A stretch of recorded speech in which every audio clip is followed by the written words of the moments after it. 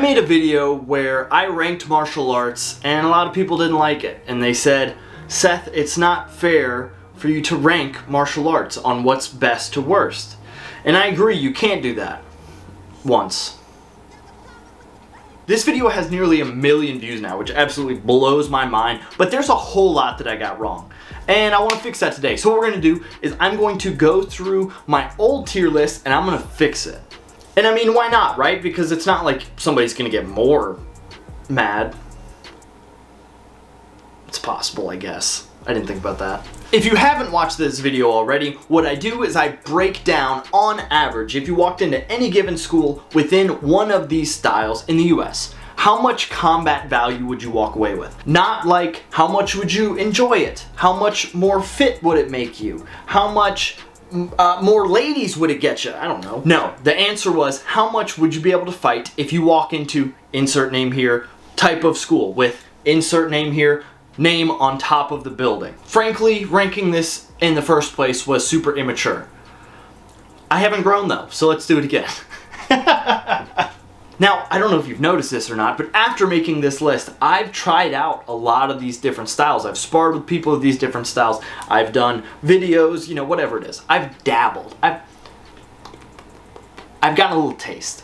So with that, now we're going to add a little bit more context. We're going to switch up this tier list a little bit, and I'm going to correct some of my dire mistakes that I made. Except for being a jerk, I feel like that's still there a little bit. I think we're going to start off with the one that got me the absolute most flack, and that was Judo. I started off with Judo. I said some stuff about how Judo came first before Karate, how they emphasize throws. It's mostly a sport at this point. I don't think I lied.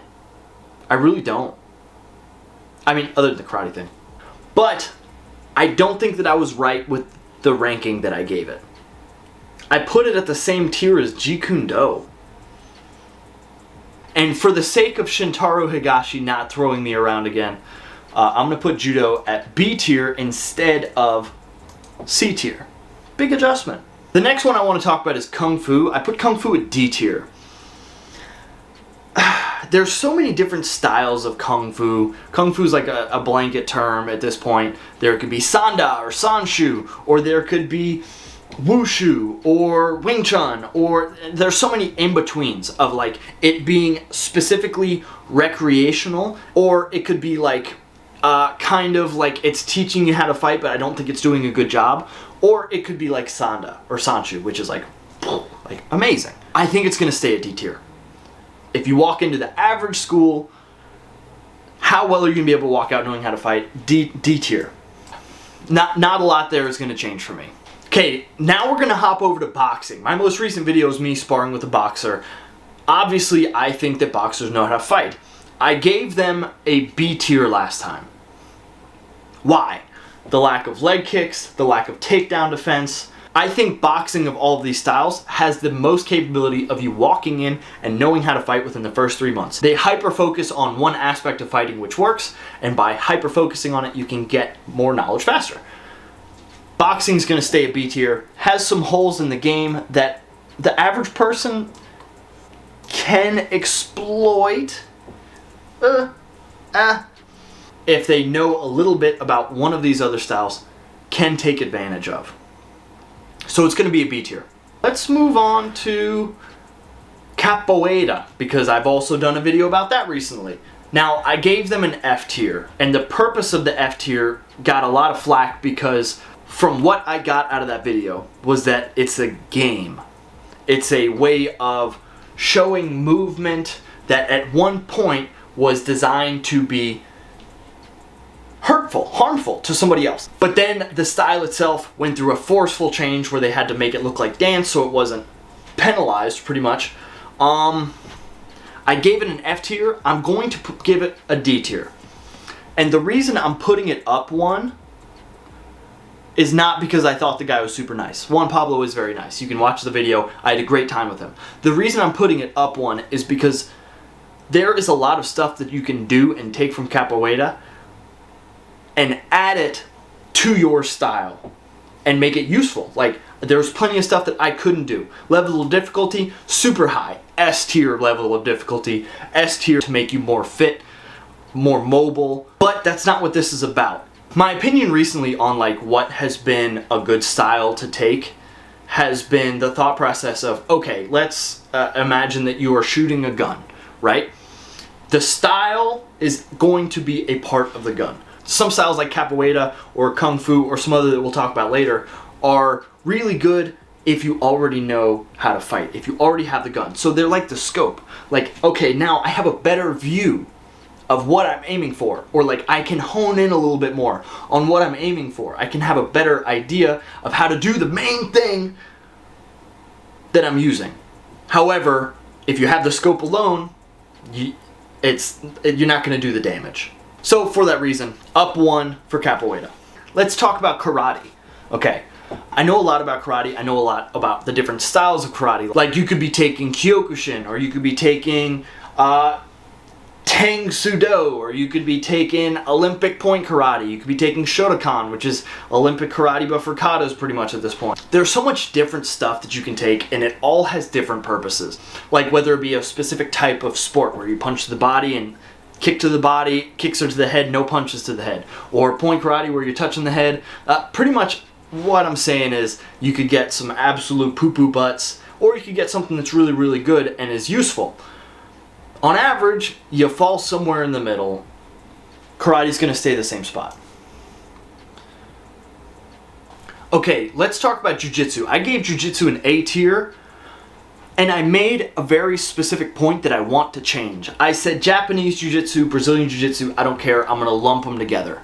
I'm not going to do that.